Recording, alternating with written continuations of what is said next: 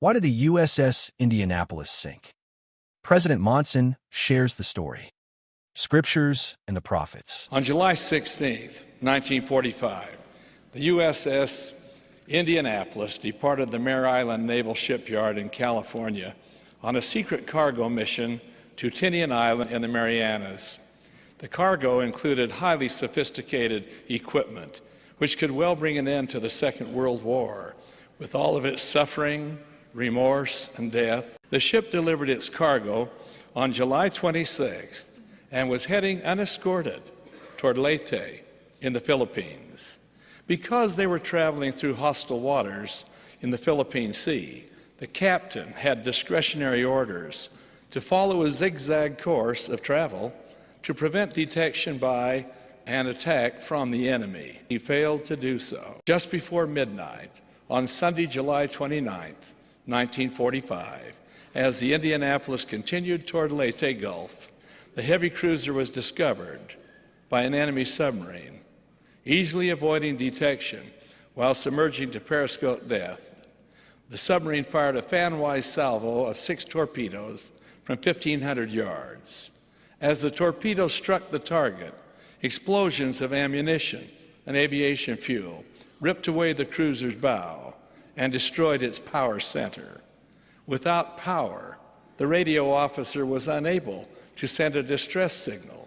The order to abandon ship, when it came, had to be passed by word of mouth because all communications were down. Just 12 minutes after being hit, the stern rose up 100 feet straight into the air, and the ship plunged into the depths of the sea. Of the nearly 1,200-man crew, approximately 400 were killed instantly or went down with the ship. About 800 survived the sinking and went into the water.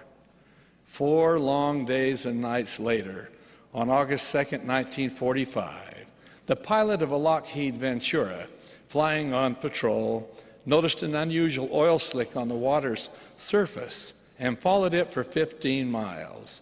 Then the plane's occupants spotted those men who had managed to survive since the Indianapolis had gone down. The rescue effort began.